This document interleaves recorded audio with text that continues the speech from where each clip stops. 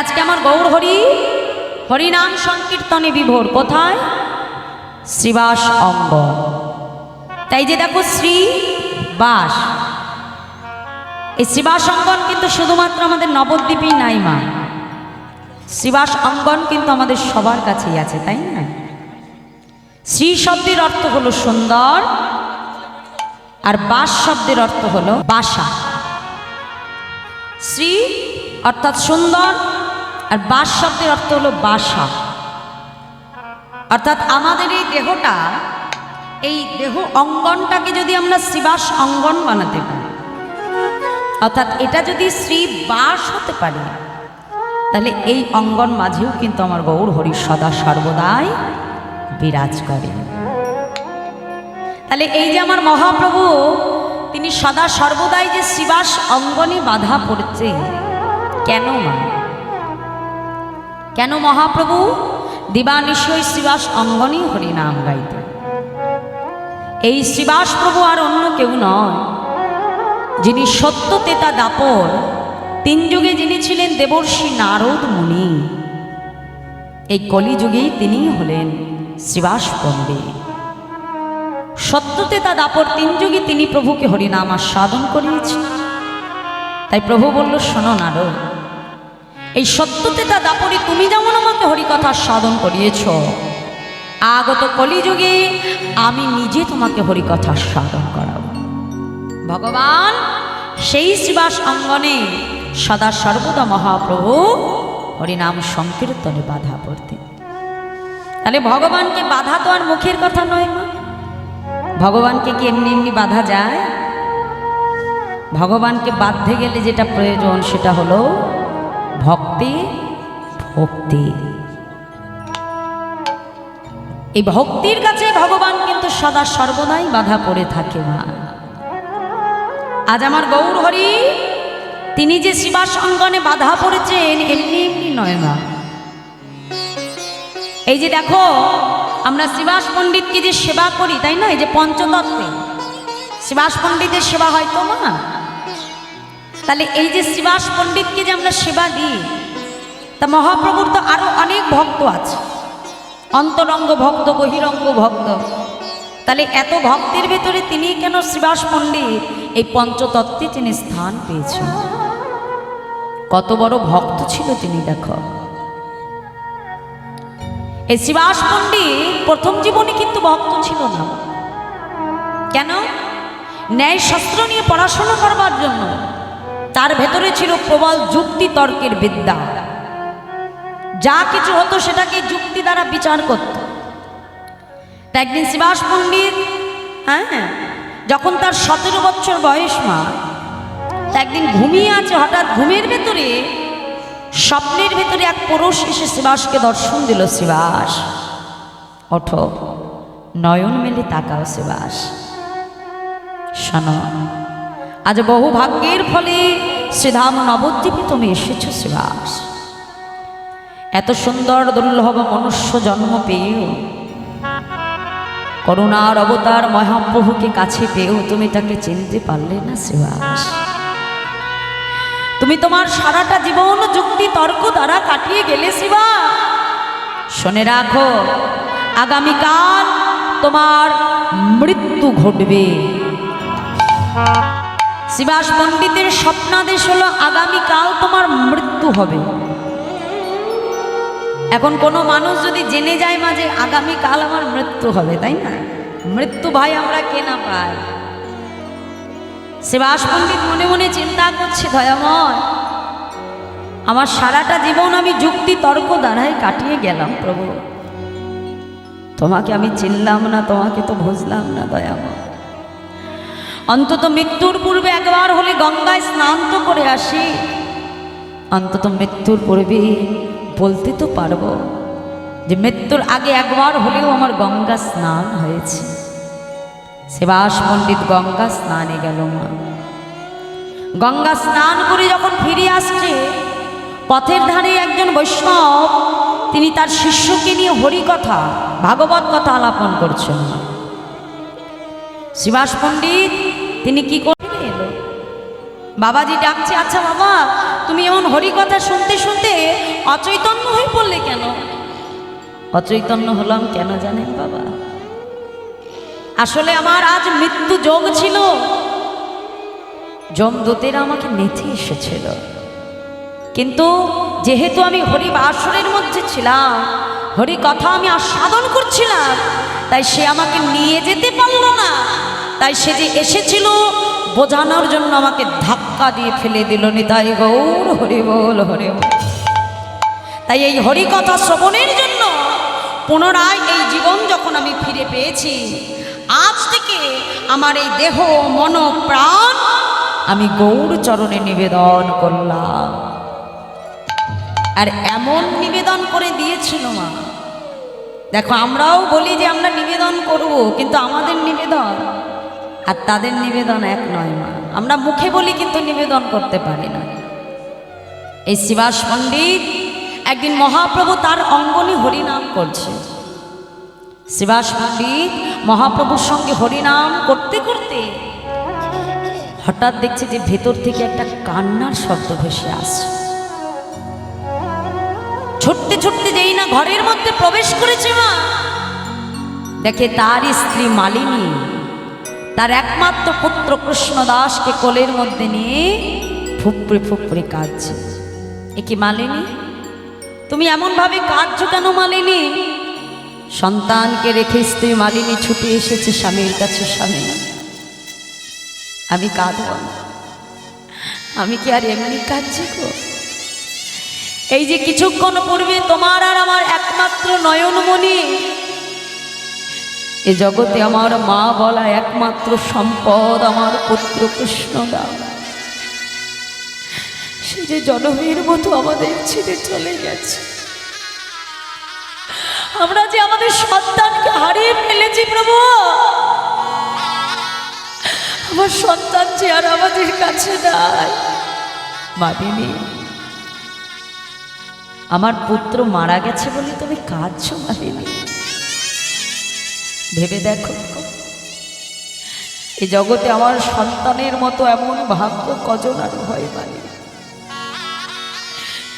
যে আমার মহাপ্রভুর বদনে হরি কথা সাধন করতে করতে সংসার মায়াকে ত্যাগ করেছে মালিনী। তুমি কেঁদো না মালিনী, আজ তোমার ক্রন্দনের ধ্বনি যদি মহাপ্রভু শুনতে পায়, আমার মহাপ্রভুর হরি নামে যে বিঘ্ন ঘটবে মালিনী, এই জগতে আমি সব সইতে পারবো, কিন্তু আমার মহাপ্রভুর কোনো কষ্ট আমি সইতে পারবো না মালিনী। তুমি কেঁদো না, কেঁদো না মালিনী।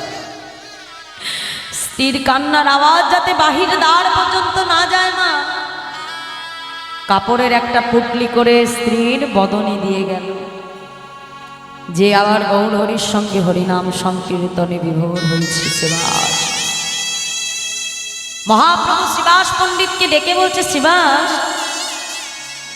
আমি এতদিন তোমার অঙ্গনে হরি নাম গাইছি শ্রীবাস, কিন্তু কি জানো শ্রীবাস, আজ আমি তোমার অঙ্গনে হরি নাম করে কোনো সুখ পাচ্ছি না। শ্রীবাস, আজ কি তোমার ঘরে কোনো অমঙ্গল হয়েছে শ্রীবাস? শ্রীবাস পণ্ডিত ছুটে এসেছে দয়াময়, যার ঘরে মঙ্গলময় হরি থাকে প্রভু, যার ঘরে আমার গৌর হরি হরি নাম করে দয়াময়, সেই ঘরে কি কখনো কোনো অমঙ্গল হতে পারে প্রভু? না দয়াময়, আমার ঘরে কোনো অমঙ্গল হয়নি প্রভু, আমার কোনো অমঙ্গল হয়নি। পাশ থেকে এক ভক্ত ছুটে এসে বলল, প্রভু, এই কিছুক্ষণ পূর্বে শ্রীবাস পণ্ডিতের একমাত্র পুত্র কৃষ্ণদাস মারা গেছে। যেই না বলেছে গৌর হরি, ছুটতে ছুটতে এসে দেখে মা যে তার স্ত্রী মালিনী বসে বসে কাঁদছে। গৌর হরি ছুটে গিয়ে তার বদন থেকে যেই না কাপড়ের পুটলিটা সরিয়ে দিয়েছে, মালিনী দেবী ছুটে এসে মহাপ্রভুর চরণটা জড়িয়ে ধরেছে। দয়াময়, এই জগতে সবাই বলে তুমি নাকি ভক্তির ভগবান, এই জগতে সবাই বলে তুমি নাকি ভক্ত বাঞ্ছ কল্পতরু, প্রভু আজ তুমি যদি ভক্তির ভগবান হয়ে থাকো দয়াময়, আজ এক মা তোমার কাছ থেকে তার সন্তানের প্রাণ ভিক্ষা চাইছে। গৌরহরি দাও, আমার সন্তানকে তুমি ফিরিয়ে দাও গৌরহরি। যে আমার মা বলা একমাত্র সম্পদ দয়াময়, আমার সন্তানকে তুমি ফিরিয়ে দাও প্রভু। গৌরহরি সঙ্গে সঙ্গে মৃত সঞ্জীবনী সুধা হরিনাম যেই না কৃষ্ণদাসের কর্ণমূলে দিল, তার সেই মৃত পুত্র কৃষ্ণদাস নয়ন মুদে তাকালো, মাকে ডেকে বলছে, মা আজ আমার জন্য তুমি এমনভাবে কাঁদছো মা, ভেবে দেখো তো, তোমার গর্ভে আসবার পূর্বে আমাকে ৮০টা লক্ষ জনই ভ্রমণ করতে হয়েছে মা। তাহলে কোনো না কোনো জন্মে প্রত্যেক মাই আমাকে জন্ম দিয়েছে। তাহলে আমি যদি তাদের মায়াকে ত্যাগ করে তোমার কাছে আসতে পারি মা, তাহলে তোমায় ছেড়ে যেতে কেন পারবো না? জন্মেছি যখন, মৃত্যু তো আমার হবেই মা। কিন্তু আজ আমার জন্য তুমি কেঁদো না মা। কাঁদতে যদি হয়, সংসার মাঝে যদি প্রকৃত ভালোবাসতে হয়, যদি সন্তান কাউকে করতে হয়, তবে আমার গৌরহরিকে করো, যাকে একবার ভালোবাসে। এই কান্নাটা তুমি আমার জন্য নয়, আমার মহাপ্রভুর জন্য কেঁদো মা। যে মহাপ্রভুকে ভালোবাসলে সে কখনো তোমার হাত ছেড়ে চলে যাবে না। যে গৌরহরিকে তোমার সন্তান করতে পারলে, জন্ম জন্মান্তরে যে মায়ার বাঁধনে তুমি আমার প্রভুকে বাঁধতে পারবে মা। ভালোবাসলে আমার গৌরহরিকে বাসনি, তাই গৌরহরি বল হরে। দেখো মা, পিতা মাতা যদি ভক্ত হয়, সেই ঘরেই কিন্তু ভক্ত সন্তান আসে মা। আর এমন এক ভক্ত সন্তান যদি পাওয়া যায়, তাহলে এক সন্তানের দ্বারাই কিন্তু 21 পুরুষ উদ্ধার হয়ে যায়, যদি এক ভক্ত সন্তান তুমি জন্ম দিতে পারো। আজ মালিনী দেবী ছুটে এসে গৌরহরির চরণটাকে জড়িয়ে ধরেছে, দয়ামা আজ যেটুকু মায়া আমার এই সংসারের প্রতি ছিল, আজ আমার সন্তান সে মায়ার চোখ আমার খুলে দিয়েছে প্রভু। সংসার মাঝে যদি কাউকে ভালোবাসতে হয়, যদি কাউকে আপন করতে হয়, আজ থেকে এই দেহ মন প্রাণ আমি তোমার চরণে নিবেদন করে দিলাম। তাই এই হলো শ্রীবাস পণ্ডিত মা, যার পুত্র শোক তাকে ভজনের পথ থেকে সরিয়ে আনতে পারে না। তাহলে এই ভক্তের কাছেই তো ভগবান বাধা পড়ে থাকে গণমা। তাই আজ সেই গৌরহরি শ্রীবাস অঙ্গন মাঝে ব্রজভাবে বিভোর হয়ে আজ মহাপ্রভু একে একে সবাইকে স্মরণ করছে। তাই বলছে, শ্রীবাস অঙ্গনে আমার শ্রীগৌরঙ্গ রায়, বলরাম আবেশে প্রভু আমার নাচিয়া বেড়ায়। আজ গৌরহরি বলাই দাদাকে একে একে স্মরণ করছে। আর কে করছে? ব্রজভাবে বিভোর হয়ে মহাপ্রভু পুরব লীলাকে প্রকাশ করছে। তাই বৈষ্ণব মহাজন তিনি পদাবলিতে কলম দিয়ে বলছে, দেখো দেখো আজ ক্ষণে ডাকে শ্রীদামে রে,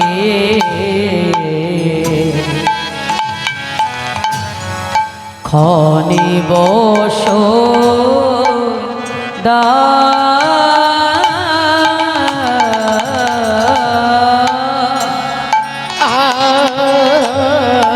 ক্ষণে ডাকি শ্রীবাস দে,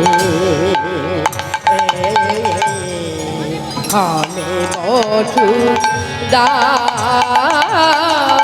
আবার ক্ষণে ডাকে ভাইয়া কথা, ক্ষণে ডাকে ভাইয়া কথা, আবার ক্ষণে ডাকে ভাইয়া কথা, ক্ষণে ডাকে ভাইয়া কোথায়, দাদা বলো আজ ক্ষণে ডাকে ভাইয়া কোথায়, দাদা বলো রাম।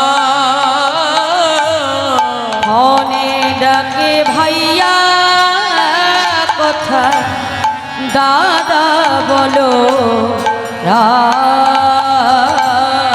খনে ডাকে ভাইয়া কোথায় দাদা বলো বলে কোথায় দাদা বলো কোথায় দাদা বলো বলে কোথায় দাদা বলো কোথায় দাদা বলো আজি অদর্শনে প্রাণ বাঁচে না কোথায় দাদা বলো আজ অদর্শনে প্রাণ বাঁচে না কোথায় দাদা বলো না আজি অদর্শনে প্রাণ বাঁচে না কোথায় দাদা বলো আরে আদর্শনী প্রাণ বাঁচে না কোথায় দাদা বলো আজ ব্রজ ভাবে বিভোর হয়ে বলে কোথায় দাদা বলো আজ ব্রজ ভাবে বিভোর হয়ে কোথায় দাদা বলো না অদর্শনে প্রাণ বাঁচে না কোথায় দাদা বলো অদর্শনী প্রাণ বাঁচে না কোথায় দাদা বলো আজ পুরব ভাবে বিভোর হয়ে কোথায় দাদা বলো ভাবে বিভোর হয়ে কোথায় দাদা বলো অদর্শনে প্রাণ বাঁচে না কোথায় দাদা বলো অদর্শনী প্রাণ বাঁচে না কোথায় দাদা বলো আজ ব্রজ ভাবে বিভোর হয়ে কোথায় দাদা বলো ব্রজ ভাবে বিভোর হয়ে কোথায় দাদা বলো ব্রজ ভাবে বিভোর হয়ে কোথায় দাদা বলো ভাবি বিবর হয়ে অদর্শনে প্রাণ বাঁচে না কোথায় দাদা বলো আজ অদর্শনে প্রাণ বাঁচে না কোথায় দাদা বলো অদর্শনে প্রাণ বাঁচে না কোথায় দাদা বলো অদর্শনে প্রাণ বাঁচে না কোথায় দাদা বলো কোথায় দাদা বলো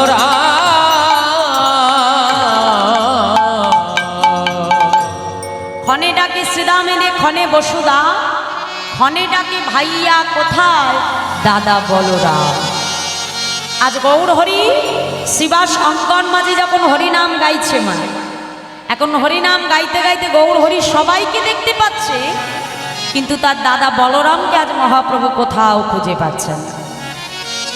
শাস্ত্রে বলছে মা ব্রজে যারা নদে তারা কি তাই তো তাহলে ব্রজের ভাই কানাই যদি নবদ্বীপেই আসে তাহলে দাদা বলরাম কোথায় গেল হ্যাঁ আজ সবাইকে খুঁজে পাচ্ছে কিন্তু দাদাকে আর প্রভু কোথাও খুঁজে পাচ্ছে না হ্যাঁ তাই বৈষ্ণব মহাজন বলছে দেখো ক্ষণে ডাকে শ্রীরামের ক্ষণে বসুদা ক্ষণে ডাকে ভাইয়া কোথায় দাদা বলরাম সেই বলাই দাদার অদর্শনের ভাবে বিভোর হয়ে আজ বলাই বলাই বলে আজ দাদাকে আমার গৌর হরি স্মরণ করতে লাগলো বলাই দাদাকে আর কাকে কাকে ডাকছে বৈষ্ণব মহাজন তিনি পদাবলিতে কলম দিয়ে বলছে দেখো দেখো ধবলি শ্যামলি বলি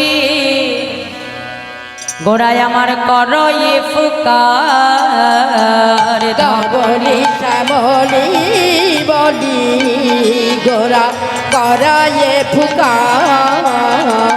ধবলি শ্যামলি বলি করয়ে ফুকার ধবলি শ্যামলি বলি করয়ে ফুকা পুলকে পুরলো তনু বহে অশ্রুধারা পোলাকে পুরালো তনু বহে অশ্রুধা আজ পুলকে পুরলো তনু বহে অশ্রুধারা আর পুলকে পুরলো তনু বহে অশ্রুধা আজ কালিন্দী যমুনা বলি প্রেম জলে ভাসে কালিন্দী যমুনা বলি প্রেম জলে আর কালিন্দী যমুনা বলি প্রেম জলে ভাসে আর কালিন্দী যমুনা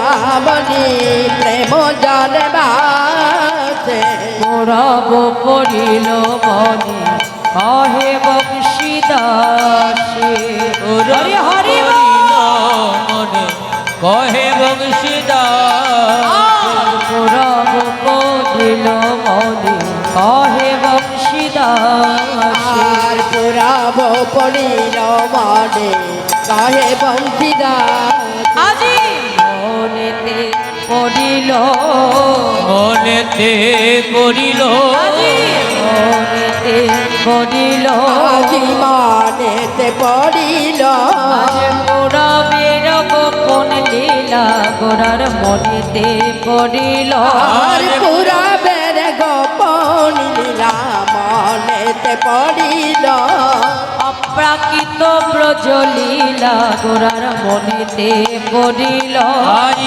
অপ্রাকৃত ব্রজলীলা গোরার মনেতে পড়িল পূরব পড়িল মনে কহে বংশীদাসী আজ গৌরব পড়িল বসে কহে বংশীদাস পূরব পড়িল মনে কহে বংশীদাস আজ গৌরব পড়িল মনে কহে বংশীদাস কালিন্দী যমুনা বলি গোড়ায় আমার প্রেম জলে ভাসে পূরব পড়িল মনে কহে বংশীদাস। এত সুন্দর বৈষ্ণব মহাজন পদাবলী আমরা আস্বাদন করলাম, সেই বংশীদাসের রচনা করা বৈষ্ণব মহাজন পদাবলী। শাস্ত্রে বলছে মাগো যদি গৌর না হইতো কেমনে হইতো কেমনে ধরিতাম দেই শ্রী রাধার মহিমা প্রেম রস সীমা জগতে জানাতো কে। আজ আমার গৌর হরি না থাকলে কিন্তু রাধা গোবিন্দের এই মধুর মধুর লীলা কথা আমরা জানতে পারতাম না। মা মহাপ্রভু তিনি কৃপা করে জানিয়েছে বলে আমরা কলির জীব জানছি, তাই না মা? আজ মহাপ্রভু জীবের দ্বারে দ্বারে ঘরে ঘরে গিয়ে আমার হরি নাম দিয়েছেন। মা দেখো ভগবান তিনি তিন যুগেই এসেছিলেন, সত্য তেতা দাপর, কিন্তু তিন যুগের ভগবান আর আমার কলির ভগবানের মধ্যে অনেক পার্থক্য। তিন যুগে ভগবান এসেছে শুধুমাত্র লীলা করবে বলে, কিন্তু কলিযুগে মহাপ্রভু যেমন একাধারে লীলা করেছে আবার একাধারে জীবের হাতে ধরে পায়ে ধরে হরি নাম দিয়েছেন। দেখো এই আজ এতগুলো লক্ষজনী ভ্রমণ করবার পর স্বাদের মানব জন্ম আমি পেয়েছি।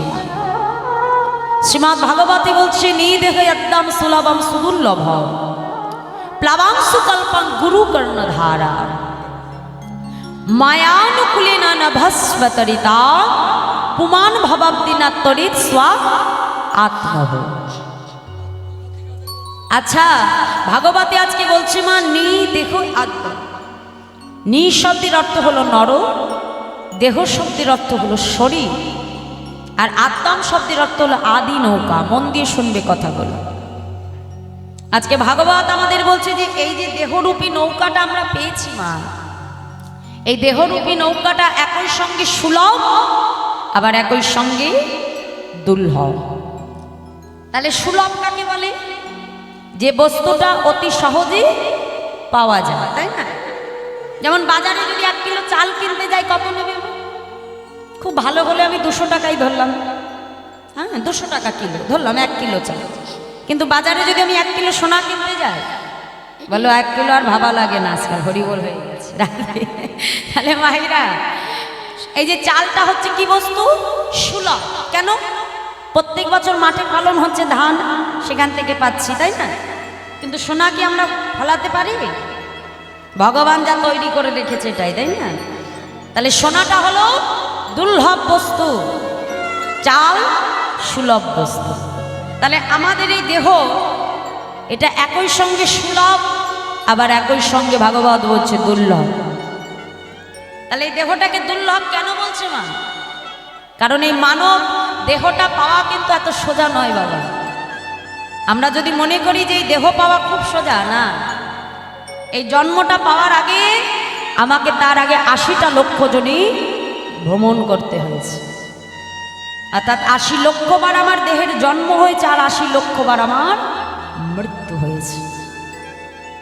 শাস্ত্র বলছে স্থাবর বিংশতি নবলক্ষানি জলজা কৃমিয়া রুদ্র সংখ্যক পক্ষী নাম 10 লক্ষ কম 30 লক্ষ কম পশুবানশ্চ 24 লক্ষানি মানব। শাস্ত্র বলল যে স্থাবর বিংশতি অর্থাৎ সর্বপ্রথম জন্ম হয় আমার কোথায়? 20 লক্ষ বার বৃক্ষকুলে। কত না আম গাছ হয়েছি, জাম গাছ হয়েছি, গুল্ম লতা হয়েছি। মুক্তি পেলাম কবে বাবা? যেদিন তুলসী বৃক্ষরূপে আমার জন্ম হলো, যেদিন ওই দেহ দ্বারা আমি আমার গৌর গোবিন্দকে সেবা দিতে পারলাম, সেই দিন এই 20 লক্ষ বৃক্ষ প্রজাতির জন্ম হতে আমার উদ্ধার হলো। তারপরে কি বললো? নবলক্ষানি জলজা, 9 লক্ষবার আমার জলের মধ্যে জন্ম হলো। কত না ঝিনুক হয়েছি, শামুক হয়েছি, মাছ হয়েছি, নর্দমার পোকা হয়েছি। তাহলে এই জল থেকে উদ্ধার হলো কবে? যেদিন শঙ্খরূপী আমার জন্ম হলো। এরপরে বলছি কৃমি আর রুদ্র শঙ্খ। কৃমি কীট রূপে জন্ম হলো আমার 11 লক্ষ বার। আর এই কৃমি কীট জন্মের শেষ জন্ম যেদিন মধুকর অর্থাৎ মৌমাছি রূপে আমার জন্ম হলো। তারপরে শাস্ত্র বলছে পক্ষী নাম 10 লক্ষ কম। পক্ষীকুলে জন্ম হলো আমার 10 লক্ষ বার। আর এই পক্ষী জন্মের শেষ জন্ম কোনটা মা? ময়ূর। বাহ! কেন ময়ূর? কেন ময়ূরের পেখমটা কোথায় থাকে? ভগবানের চূড়ার উপরে, মস্তকের উপরে চূড়া, চূড়ার উপরে বাঁধা ময়ূর পাখা। তাহলে যেদিন ময়ূর কুলে আমার জন্ম হলো সেই দিন 10 লক্ষ পক্ষী জন্ম হতে আমার উদ্ধার হলো। তারপরে শাস্ত্র বলছে 30 লক্ষ কম পশুবানশ্চ। পশুকুলে জন্ম হলো আমার 30 লক্ষ বার। আর এই পশু জন্মের শেষ জন্ম যেদিন গাভী কুলে আমার জন্ম হলো। শুধু গাভী হলেই হবে না মা, কোনো সনাতন ভক্তের ঘরে এসে যেদিন আমার দেহটা দ্বারা গৌর গোবিন্দের সেবা হবে, অর্থাৎ দুগ্ধ দ্বারা ঘৃত নবনী মাখন মিষ্টি তৈরি হয়ে সেই দুগ্ধ যখন ভগবান সেবায় লাগবে, সেই দিন এই 30 লক্ষ পশু জন্ম ভ্রমণ আমার শেষ হবে। তাহলে প্রত্যেকটা জন্মেই লক্ষ্য করো বাবা, যতক্ষণ নাই দেহ দ্বারা তার সেবা হচ্ছে, ভগবানকে নিবেদন হচ্ছে, ততক্ষণ এই দেহের কিন্তু কোনো মুক্তি নাই। তাহলে আমাদের মানব জীবনেও তার কোনো ব্যতিক্রম হয় না। এই যে এখনকার দিনে আমাদের ঘরের ছেলে মেয়েদের ধারণা জীবন আমার একটাই, ভালো খাবো, ভালো পড়বো, ভালো ঘুরবো, একটাই তো জীবন, আনন্দ করে কাটাতে হয়। কি বাবা, তাই না? আমাদের ঘরের সবার একই ধারণা এখন। এটা যারা শাস্ত্র জানে তারা বলবেন কেন জীবন তোমার একটা নয় বাবা। এই যে এত সুন্দর দুর্লভ মানব দেহখানা পাওয়ার পরেও যে দেহটা দিয়ে আমরা গোবিন্দ সেবা করতে পারলাম না, যেই আত্মা তার চরণে নিবেদন হলো না মা, সেই আত্মার কিন্তু যখন মানুষের মৃত্যু হয়, মৃত্যু শুধু দেহের হয় কিন্তু আত্মার মৃত্যু হয় না। সেই আত্মা পুনরায় আবার এই 80 লক্ষ জনের জন্ম মৃত্যুর চক্রে আবার ভ্রমিত হতে থাকে না। আর ভ্রমিত ততক্ষণই হবে যতক্ষণ নাই দেহ ভগবান চরণে নিবেদন হবে, ততবার তোমাকে আবার ফিরে ফিরে আসতে হবে। কর্ম বিপাকে গতাগতি পুনঃ পুনঃ মতিরহু তুহা পরশম। তোমাকে বারংবার এখানে ফিরে আসতে হবে যতক্ষণ নাই দেহটা আমরা তার চরণে নিবেদন করব। যেদিন এই দেহটা তার চরণে নিবেদন হয়ে যাবে, সেদিন এই আত্মা মুক্ত হয়ে চলে যাবে কোথায়? গোলক বৈকুণ্ঠ ধাম। পুনরায় এই মৃত্যু চক্রে আর আমাকে ফিরে আসতে হবে না বাবা। তাহলে এই কলিযুগের এই জন্ম মৃত্যুর আবর্তন হতে যদি আমাদের বাহির হতে হয়, একটাই উপায়, সেটা কি? সদ্গুরু চরণকে আশ্রয় করো, হরিনাম করো। নাম ছাড়া গতি নাই, গতি নাই, গতি নাই।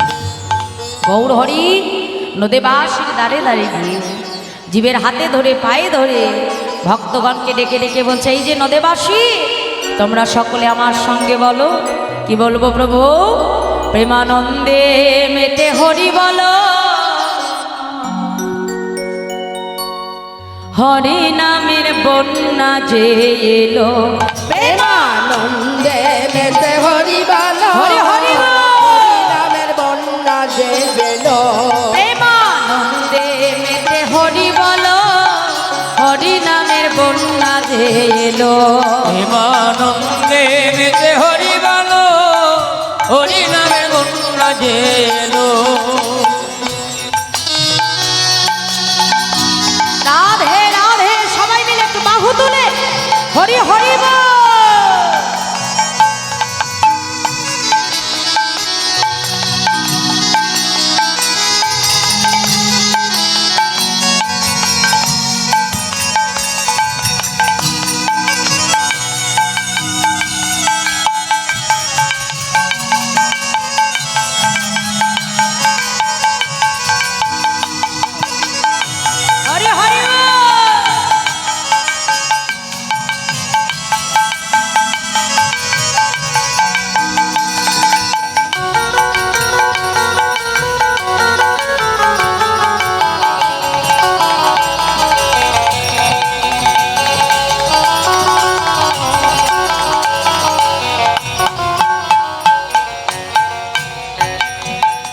বন্যার যাই বলি হারি ও তার তরঙ্গ ভারী বন্যা যাই বলি হারি ও তার তরঙ্গ বাজি বন্যার যাই বলি হারি ও তার তরঙ্গ ভারী বন্যা যায় বলি হারি ও তার তরঙ্গ ভারী। আচ্ছা তরঙ্গ মানে কি মা? তরঙ্গ মানে ঢেউ। বাহ! তা আমাদের নবদ্বীপে যেমন রোজ বন্যা হয়, রোজ ঢেউ ওঠে, তাই না? তা আজকে আমরা কোথায় বসে আছি? এই জায়গাটা কি? আমার দাদা ভাইরা আমাদের জন্য কি তৈরি করে দিয়েছে আজকে? মধু বৃন্দাবন নবদ্বীপ ধাম, তাই তো? শাস্ত্রে বলে যেদিন যেখানে হয় হরিনাম সংকীর্তন সেথায় যদি হয় সুমধুর ভক্তের সমাগম, যদি আমাদের সবার হয় এক মন, না হই কবু মোরা আনম, সেই তো নিত্য নবদ্বীপ, সেই তো মধুময় সেরা বৃন্দাবন। তাহলে আজকে হলো এটা আমাদের নবদ্বীপ ধাম, কি তাই তো? তা আমাদের ওই নবদ্বীপে যেমন রোজ বন্যা হয়, তা আজকে কি আমার এখানকার নবদ্বীপে একটু বন্যা হবে? কি হবে মায়েরা? ওই বন্যার কথা বলিনি, ওই বন্যা আমরা চাইছি না। হরি নামের বন্যা হবে। তা একটু উলুধ্বনি দাম একটু শুনি দেখিনি। তাই গৌর হরি জীবন বাহ, রাধে রাধে, ও সুন্দর। হ্যাঁ, তাহলে এই দেখো নবদ্বীপে গেলে তো একটু হাতে কর্ম করতে হবে নাকি? নবদ্বীপে তো গেলে শুধু বসে থাকলে হবে না, একটু কর্ম করতে হয় না? শাস্ত্রে বলি মেঘাচ্ছন্ন দিন কবু নহে কো দুর্দিন, হরি কথা বিহীন যেই দিন, সেই দিনই হলো আমাদের মানব জীবনের সব থেকে বড় দুর্দিন। জানবে বাবা, এটা আমাদের জীবনের দুর্দিন নয়। দুর্দিন কোনটা? যেই দিন আমার হরি কথা ছাড়া কাটবে। কারণ আমরা জানি না যে কখন কোন মুহূর্তে আমাকে চলে যেতে হবে, এটা কেউ আমরা জানি না বাবা। তাহলে যেই দিনটা আমার জীবনে হরি কথা ছাড়া কাটবে, জানবে সেটাই আমার জীবনের বড় দুর্দিন হবে। তাই গৌর হরি। তাহলে মায়েরা সবাই মিলে একটু বাহু তুলে দেখো, এই নবদ্বীপে আমরা কর্ম করব। এখানেও যখন এসেছি কর্ম আমাদের করতে হবে। সবাই মিলে দেখে হাত তুলে করতালি দিয়ে দিয়ে, হ্যাঁ বাহু তুলে বলো, বন্যার যাই বলি হারি ও তার তরঙ্গ ভারী বন্যার যাই হরি হরি হারি ও তার তরঙ্গ বাজি বন্যার যাই বলি হারি ও তার তরঙ্গ ভারী বন্যা যায় বলি হারি ও তার তরঙ্গ ভারী। সেই তরঙ্গে দিচ্ছে সাঁতার গোলক বিহারি সেই তরঙ্গে সাঁতারি গলক বিহারি আজি সেই তরঙ্গে দিচ্ছে সাঁতার গোলক বিহারি আরে সেই তরঙ্গে দিচ্ছে সাঁতার গোলক বিহারি। ও তার সঙ্গে দয়াল নিত্যানন্দ পাথারে সাঁতারে দিল সঙ্গে দয়াল নিত্যানন্দ পাতালে সাঁতার দিল সঙ্গে দয়াল নিত্যানন্দ পাথারে সাঁতারে দিল সঙ্গে হরি হরি পাথারে সাঁতার দিল। হরি নামের বন্যা দিল প্রেমা প্রেমেতে হরি বলো, হরি নামের বন্যা দিল প্রেমানন্দে মেতে হরি বল হরি নামের বন্যা যে গেল প্রেমানন্দে মেতে হরি বলো, হরি নামের বন্যা যে এলো। প্রেমানন্দে মেতে হরি বল হরি নামের বন্যা যে গেল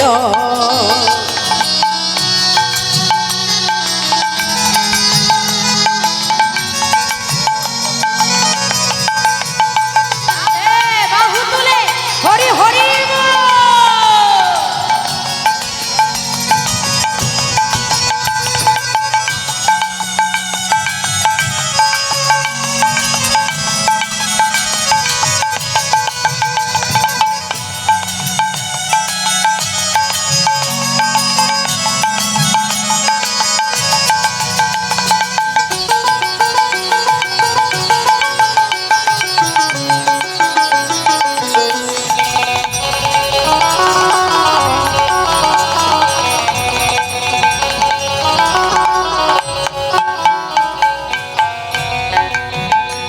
এমন বন্যা দেখি নাই জীব শুকনাতে তলা এমন বন্যা দেখি নাই জীব শুকনাতে তালা এমন বন্যা দেখি নাই জীব শুকনাতে তলা এমন বন্যা দেখি নাই যিনি শুকনো বিচার না। ডুবলো নদীর পুরুষ নারী জাতির বিচার না। আরে ডুবলো নদীর পুরুষ নারী জাতির বিচার না। আরে ডুবলো নদীর পুরুষ নারী জাতের বিচার না। আচ্ছা, আমাদের হরিনামে কি কোনো জাতি ধর্মের বিচার আছে? কি বাবা, আমাদের হরিনামে জাতি ধর্মের বিচার আছে? নেই তো? বলে যদি থাকতোই তবে হরিদাস,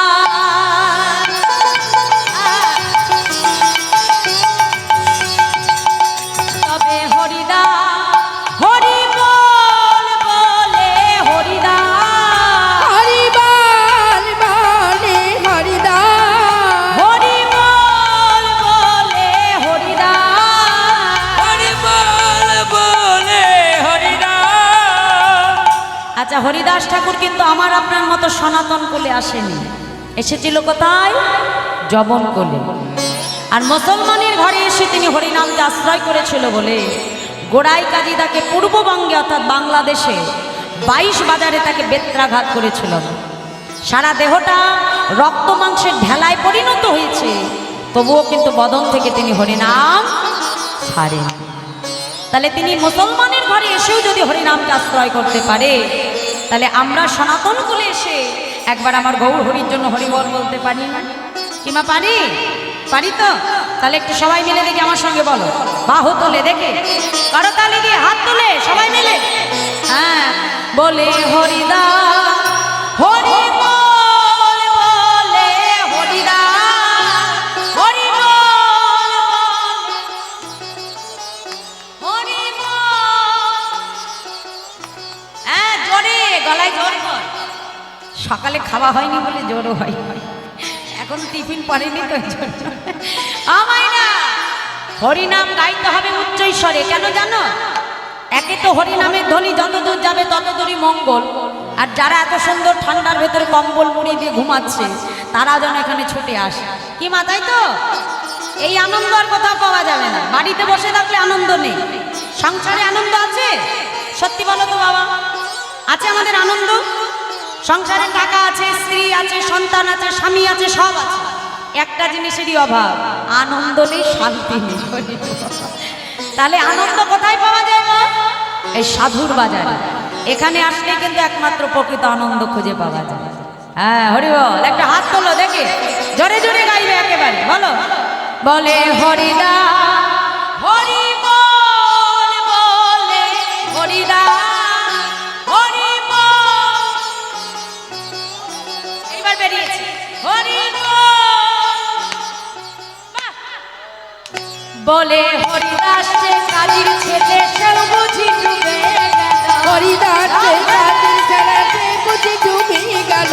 হরিদাস কাজীর ছেলে সেও বুঝি ডুবে গেল, হরিদাস কাজের ছেলে সে বুঝি ডুবে গেল। হরিনামের বন্যা যে এলো, প্রেমানন্দে মেতে হরিবল, হরিনামের বন্যা যে এলো। প্রেমানন্দে মেতে হরি বলো, হরিনামে বন্যা যে এলো। প্রেমানন্দে হরি বলো, হরিনামের বন্যা যে এলো। প্রেমানন্দে মেতে হরিবল, হরিনামের বন্যা যে এলো। প্রেমানন্দে মেতে হরি বলো, হরিনামে বন্যা যে এলো। প্রেমানন্দে মেতে হরি বলো, হরিনামের বন্যা যে এলো। প্রেম সে বলিয়ে নবদ্বীপে ধামে কি জয় জয় নিতাই, জয় নিতাই। তাজ আমার সেই করুণার অবতার গৌর হরি, সেই হরিনামকে আশ্রয় করে জীবের হাতে ধরে পায়ে ধরে আমার গৌর হরি হরিনাম দিচ্ছেন না। আজ আমার মহাপ্রভুর মতো এমন দয়াল কোনো যুগে হয় নাই আর হবে না। সেই মহাপ্রভু ব্রজভাবে বিভোর হয়ে আজ সেই পুরব লীলাকে স্মরণ করি গৌর হরি একে একে সেই লীলাকে আমার মহাপ্রভু প্রকাশ করছে। তাই বৈষ্ণব মহাজন বললেন, কালিন্দী যমুনা বলি গোড়া আমার প্রেম জলে ভাসে, পুরব করিল মনে কহে বংশে দাসে। তাই আজ কথা বলিতে কলম দিয়ে বলছে, দেখো দেখো পুরব করিল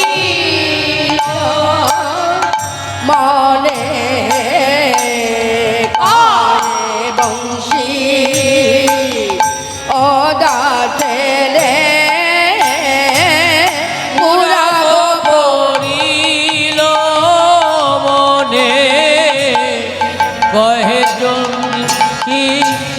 দাসে রে পুরাব পড়িল মনে কহে বংশী দাসে রে পুরাব পড়িল মনে কহে বংশী দাসে রে পুরাব পড়িল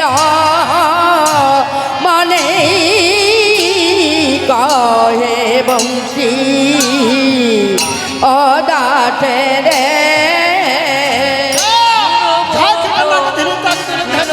মনে কহে বংশী